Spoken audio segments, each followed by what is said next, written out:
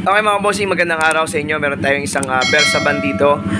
Problema ng ating Bersaban ay walang number 1 yung ating blower motor mga bossing, harap sa kalikod. Okay, so wala siyang speed number 1, harap, likod. So ang problema mga bossing pagka ganun ay resistor. Okay, putol na yung ating coil ng ating resistor. Ito yung sa likuran mga bossing. Okay, ito yung likod, putol. Ito yung harap, na-repair na rin, nadugtong na rin, so hindi rin tatagal.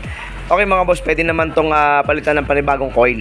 Okay, kaso ang problema nga, wala kang, medyo mahirapan kang maghanap ng napakaliit na gauge nitong ating coil na to.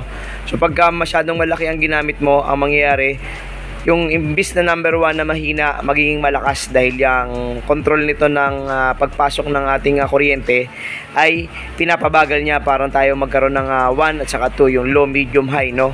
Kaya pag kinonvert mo yan ng ibang coil na to o itong ating sa resistor na to, hindi yan gagana ng ganong ka accurate no sa number 1 nating original, no? Kaya ang gagawin natin ay magko-convert na lang tayo ng panibagong resistor mga bossing. Ayan yung mga universal natin. So yan yung ikakabit natin dyan. At wala ka nang mahahanap ng mga ganito. Okay, meron yung mga pang Honda, pero ang problema dyan ay magkaiba sila ng lagayan.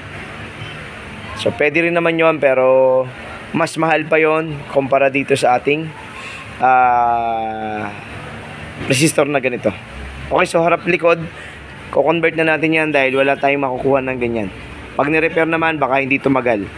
Okay, ito, at least ito, marami nating makukuha nito.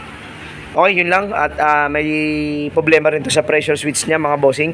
Ang naging problema ng pressure switch ay hindi na gumagana ang compressor dahil may problema na yung sa kanya. Ang trabaho nitong pressure switch, papasok dito ang kuryente. Pag may pressure sa loob, lalabas ang kuryente sa kabila. Okay, so ang problema lang, wala na, hindi na nagko-connect yung kanyang loob, kaya hindi na nagbibigay ng power itong kabilang side papunta kay ating relay, papuntang thermostat, papuntang compressor, kaya hindi rin gumagana yung kanyang compressor. So magpapalit tayo ng panibago.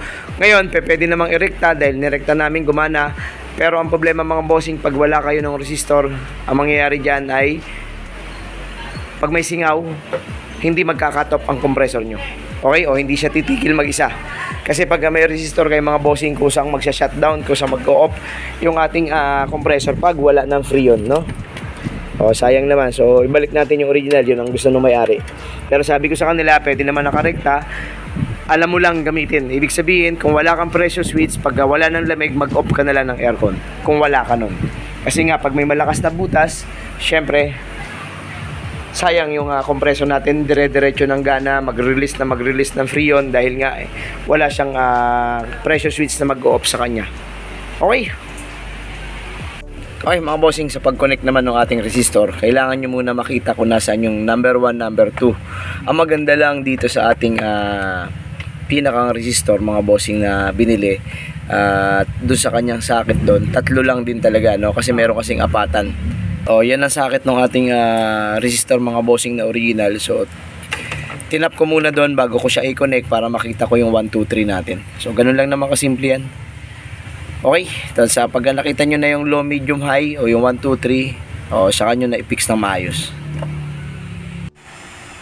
Mga bossing, yung ating likuran na resistor, dito na natin din nilagay sa original, no? So, kinat natin yung ating plastic ng konti para mailagay na natin yung kanyang resistor doon dahil kailangan na hanginan yung ating resistor. Okay, yung mga connection natin mga bossing, nakita na natin yan. Madali lang naman, isa-isahin nyo lang kung alin yung low at saka yung high, no? Para makita nyo kung saan nyo itatap. Mga boss, ginawa ko to, binidyohan natin to kasi pwede nyo namang gawin kung meron kayong konting alam naman sa electrical, pwede nyo nang gawin to sa inyo, no? Kumbaga hindi nyo na kailangang dalhin pa ng pagawaan kung kaya nyo naman, kasi mga bossing, magkaiba kami ng singil o magkakaiba ng singil, o pwedeng ikaw na ang gumawa or kami ang gagawa. So ang binabayaran mo kasi dito sa amin, syempre yung una yung skill syempre. Pangalawa, mababayad tayo ng renta, so magkaiba talaga, no? Kaya kung kaya nyo gawin, kung itong ating video ay makakatulong sa inyo, try nyo ng mga boss. Pero kung halimbawa makakasira lang kayo para lang makatipid kayo, paubayan nyo na sa marunong or dun sa talagang paggawaan, no? So pero kung basic lang naman itong mga bossing, kagaya ng ating resistor, no?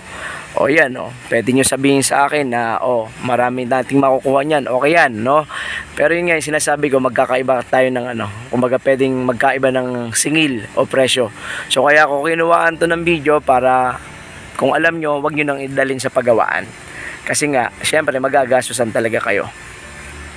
Okay, ayun lang naman. So yung resistor, good naman na. Ano pa bang kailangan? So maglo-load na lang kami ng Freon. Okay, testingin natin.